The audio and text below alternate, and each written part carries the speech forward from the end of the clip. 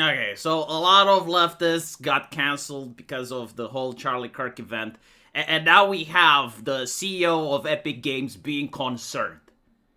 Interesting how if you play Fortnite, you realize you can't say negative things about China because, well, the Chinese government is strong, it's powerful, it imposes its will and dominates its companies, right? So Tim Sweeney is not concerned about free speech when it comes to that. Like, you're not going to see him in China trying to change the mind of the CCP.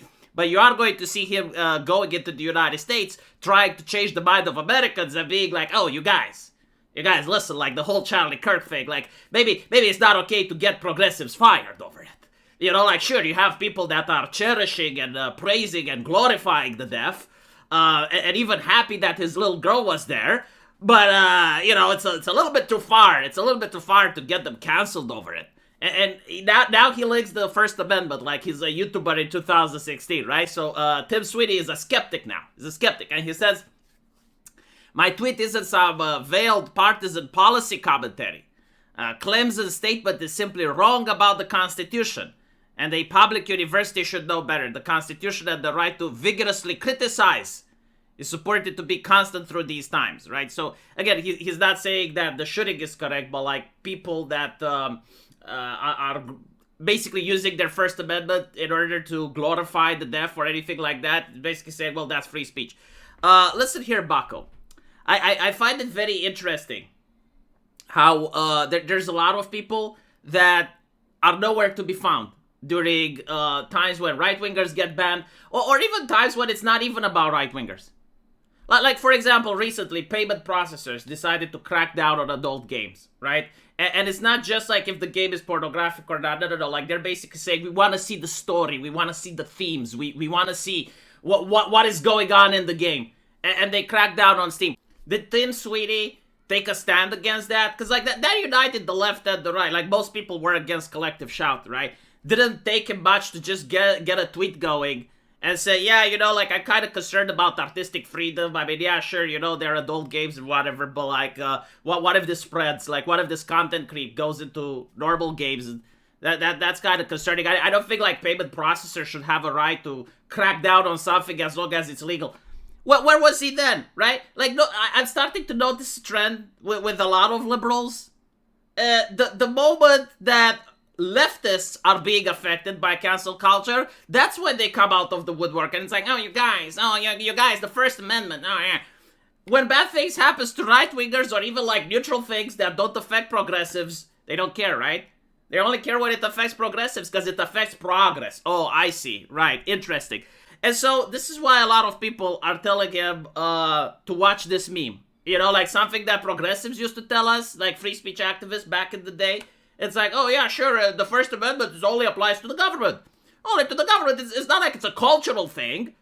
Like, for some reason, things in the Constitution exist because they're on a piece of paper. It's not like because people believe that, you know, this is a good thing. And here's the deal. You know, you can't have free speech if people don't believe in it. You can't have free speech if only a small group of people believe in it. It's kind of the same like Christianity in Britain. You can't have Christianity and churches if people stop going to church. Like, they will shut down, right? Like I listened to one of the four horsemen of the apocalypse, an atheist, Dawkins. And he was like, well, I like Christmas carols, and I like the cultural thing that Britain has with Christianity. But I am worried that it's going away. It's like, yeah, of course, like, if you don't have Christians, if people don't believe in it, you're not going to have the churches. It's literally the same when it comes to free speech. Like, if you have people simply not believing that it is a value, well, over time it gets eroded, and over time, yeah, like, even the Constitution can be changed. If you have, like, a huge group of people that basically say, you know what, like, this free speech thing just isn't good, like, we want safetyism instead, you can change the Constitution. And this is the exact problem on the internet. Like, you cannot have free speech with only a group of people believing in it, and then you try to lean on those people when things go bad for you.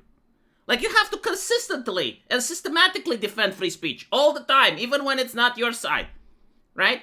And so, in the case of Tim Sweeney, it's not that he's not defending it when it's on his side or the other, but, like, there are so many issues about free speech where he hasn't said anything.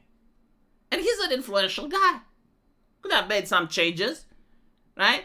My stance on free speech remains the same. If you're a person that advocated to ban something, then you deserve it, you should be banned. Period, that's it. Any person that never advocated for someone else to be banned or censored should not be banned or censored. It's kind of like self-defense. It's very internally consistent, right? The same thing with violence. Like, you should only do violence towards someone that did violence as well. It's in order to defend yourself, right? So, like, if you have a censor, they must be banned so they stop censoring. In the case of Tim Sweeney, I don't think he banned anyone. I don't think he should be banned for this take. But at the same time, I think he should be called out, right? Like, I can use my free speech against him. That's fine. What is the consistency? Like, I need to see some consistency, or at least try to be consistent. Like, I get it, you know, Fortnite China, it's out of your hands, right? But, like, there were so many American issues, like, especially during the BLM riots, where right-wingers were being deplatformed for jokes, for memes, for stuff like that. You know, if I look at the TOS from Epic Games, does it allow trash talk or banter? Like, if I make an edgy video game that has, like, very edgy and political humor borderlining on hate speech, like South Park, am I allowed to have it on the platform? Right? I mean, look at Elon Musk, right? Like, Elon Musk at least is trying to make the platform free speech, even if it's not perfect, but, like, you can see that he's making an effort. And so, like, if Elon Musk came out now, and he basically said, hey, you know, like, we should stop deplatforming these guys, because, like, free speech, at least, I wouldn't agree with him, but, like, at least I would understand that he genuinely believes that. I would say, yeah, no, like, Elon Musk, like, actually believes in free speech, so I can see his point. But if you're a person that, like, usually is quiet when the world is burning, and now you're coming out, and it's like, oh, yeah, maybe we shouldn't fire people for glorifying the deaf.